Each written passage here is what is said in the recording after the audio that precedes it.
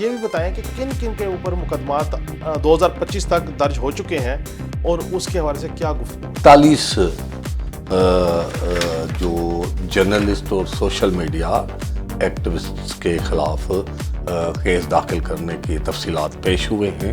یہ صحافیوں اور عام شہریوں کو ملا کے کل جو ہے 700 سے اوپر چلے گا۔ کس جرنلسٹ پہ کتنے مقدمات؟ جرنلسٹوں میں تو سوشل میڈیا ایکٹیوسٹ اور جرنلسٹ اگر دونوں کو دیکھا جائے، عادل راجہ پہ 3 FIRs ہیں۔ ٹھیک ہے، السلام علیکم، میں ہوں کاشف رفیق اور آپ دیکھ رہے ہیں پروگرام خبر کیا ہے، اور میرے ساتھ حسب معمول MB سمرو موجود ہیں۔ MB سمرو صاحب کیا حال ہے آپ کا؟ جی فرسٹ کلاس، آپ ٹھیک MB سمرو صاحب، آج آپ پارلیمنٹ کی راہداریوں میں پھرتے رہے ہیں اور وہاں پہ ایک بڑی اہم کمیٹی تھی جس کے چیئرمین سینیٹر سرمد علی تھے، اور وہ 3 رکنی کمیٹی تھی، اور اس 3 رکنی کمیٹی نے بیسیکلی NCCI سے جو رپورٹ طلب کی تھی 2025 کے جو مقدمات ہیں، اس میں تقریباً 41 کے قریب مقدمات ہیں، اور بڑے بڑے صحافیوں کے اوپر 1 سے زیادہ مقدمات بھی ہیں۔ ذرا اس کمیٹی کا احوال بتائیں، اور یہ بھی بتائیں کہ کن کن کے اوپر مقدمات 2025 تک درج ہو چکے ہیں اور اس کے حوالے سے کیا گفتگو ہوئی؟ جی، آج جو سینیٹ کی سب کمیٹی تھی، وہ جیسے آپ نے بتایا سرمد علی صاحب کی کنوینرشپ میں بنی تھی۔ اس میں وقار مہدی صاحب اور بلوچستان کے سینیٹر جان محمد صاحب ممبر ہیں۔ تو اس کمیٹی کا یہ کام دیا گیا تھا ان کو، تو جو جرنلسٹ ہیں اور جو سوشل میڈیا ایکٹیوسٹ ہیں، ان کے خلاف جو پیکا ایکٹ کے تحت کیس داخل ہوئے ہیں، ان کا جائزہ لینا تھا۔ تو آج بہت لمبی چوڑی بات چیت اس پہ ہوئی ہے۔ تو 41 جو جرنلسٹ اور سوشل میڈیا ایکٹیوسٹ کے خلاف کیس داخل کرنے کی تفصیلات پیش ہوئے ہیں۔ یہ پیکا ایکٹ کے تحت جس میں پیکا ایکٹ میں ترمیم ہوئی تھی، اس کے بعد اور پیکا ایکٹ کے تحت مجموعی طور پر اس وقت تک کوئی 689 کیس داخل ہوئے۔ ٹھیک ہے، عام شہریوں پہ یہ صحافیوں اور عام شہریوں کو ملا کے کل جو ہے 700 سے اوپر چلے گئے۔ اور یہ وہ جو پیکا ایکٹ کے تحت یہ کیسز FIRs ہیں، یہ شکایات نہیں ہیں، شکایات لاکھوں میں ہیں، لیکن یہ وہ ہیں جن پہ مقدمات درج ہو چکے ہیں۔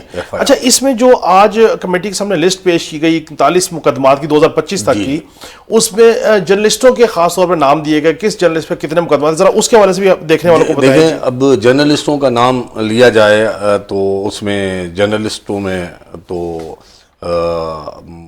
جو سوشل میڈیا ایکٹیوسٹ اور جرنلسٹ اگر دونوں کو دیکھا جائے، عادل راجہ پہ 3 FIRs ہیں۔ ٹھیک ہے، احمد نورانی پہ 5 FIRs ہیں۔ ٹھیک ہے، عمران ریاض پر 2 ہیں۔ ٹھیک ہے، شہباز گل پر 2 ہیں۔ ٹھیک ہے، معید پیرزادہ پر 3 ہیں۔ ٹھیک ہے، صدیق جان پر 1 ہے۔ ٹھیک ہے، صابر شاکر پر 2 ہیں۔ آفتاب اقبال پر اور عمر عادل، ملیحہ لودھی، ملیحہ ہاشمی، سمینہ پاشا، ان پہ 1 ہے۔ ٹھیک ہے، سید حیدر مہدی پہ 3 ہیں۔ وقار ملک پر 2 ہیں۔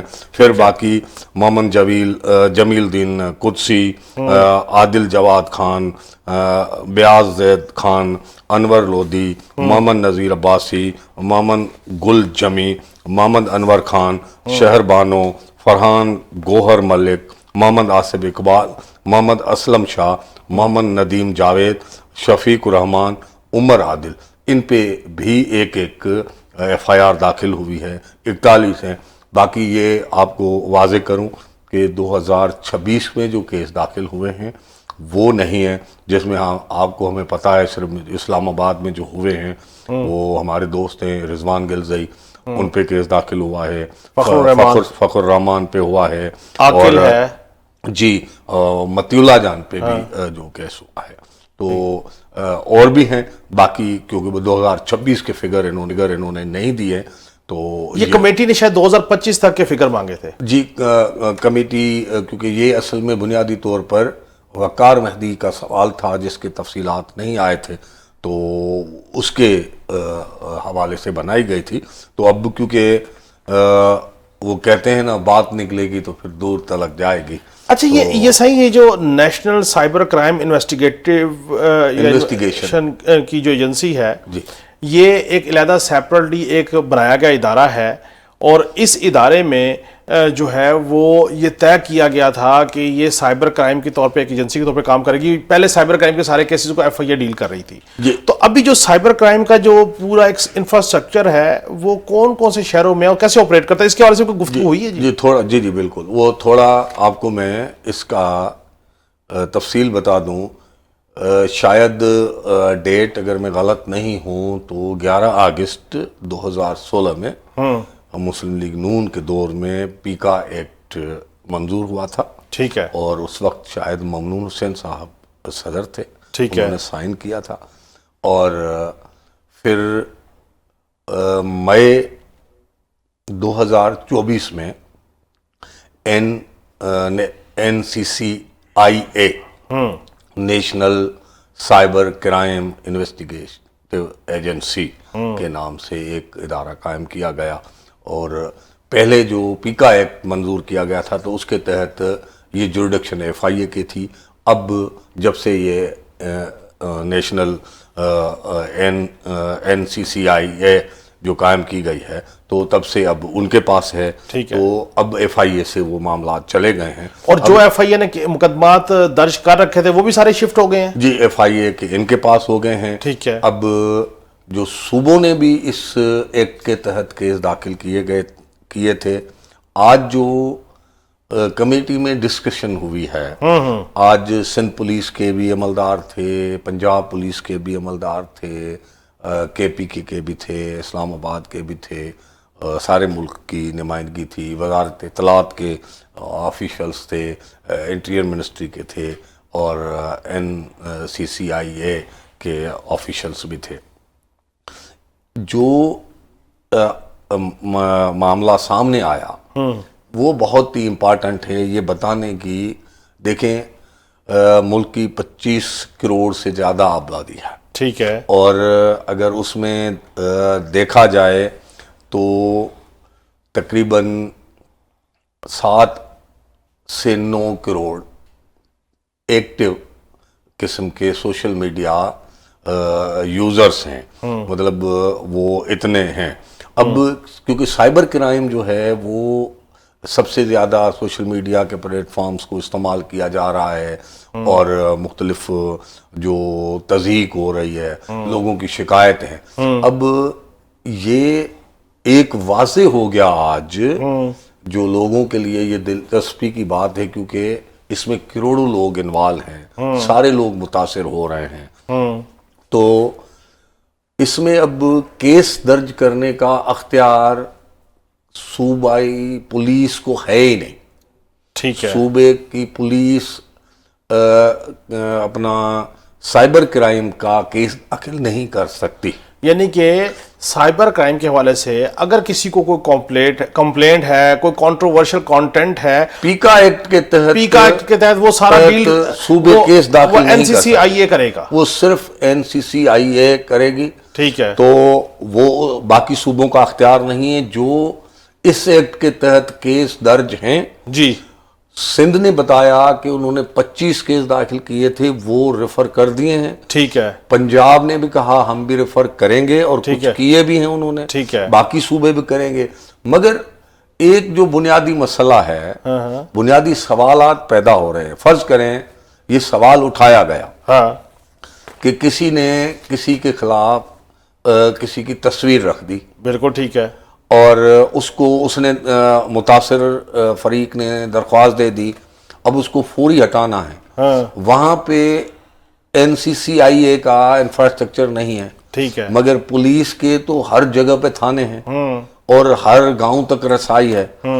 تو NCCIA کیسے اس کو آپریٹ کرے گی؟ پولیس کو اس میں اختیارات ہونے چاہیے. دوسرا فرض کرے جیسے ہمارے پاس توہین مذہب کے کیس ہوتے ہیں. بالکل ٹھیک ہے. الزام لگتا ہے, اگر وہ سوشل میڈیا پہ ہی اکثر طور پہ لگتے ہیں, پھر لوگ آتے ہیں ان کے گھر جلا دیتے ہیں. بالکل ٹھیک ہے. اب اگر اس میں پولیس کہے کہ بھئی یہ تو سائبر کرائم ہے, میرا کام ہی نہیں ہے, وہاں پہ تو پھر لوگوں کو جلا دیتے ہیں. بالکل ٹھیک ہے. اور ایسے واقع ہوئے ہیں. بالکل ٹھیک ہے. تو پولیس جو دونوں صوبوں کی ہے, بلکہ تینوں صوبوں کی جو پولیس آئی تھی, انہوں نے سوال سنجیدہ قسم کے اٹھائے.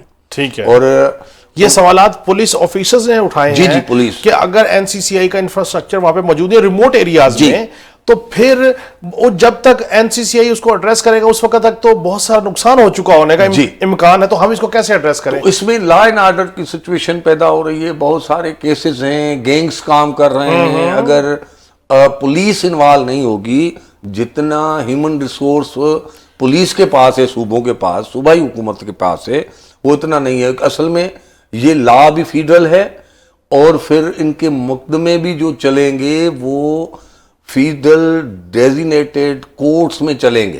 تو لیکن صحیح دیکھیں وہ تو ہر جگہ پہ ایف آئی اے کے کورٹس تو موجود ہے نا جی، وہ تو ایف آئی اے بھی طریقے سے آپریٹ کرتا ہے نا. مگر این سی سی آئی اے کے جو آفیشلز تھے، شاید عارف صاحب آئے تھے، تو انہوں نے یہ واضح کیا کہ یہ نیشنل قومی یہ وفاقی لا ہے.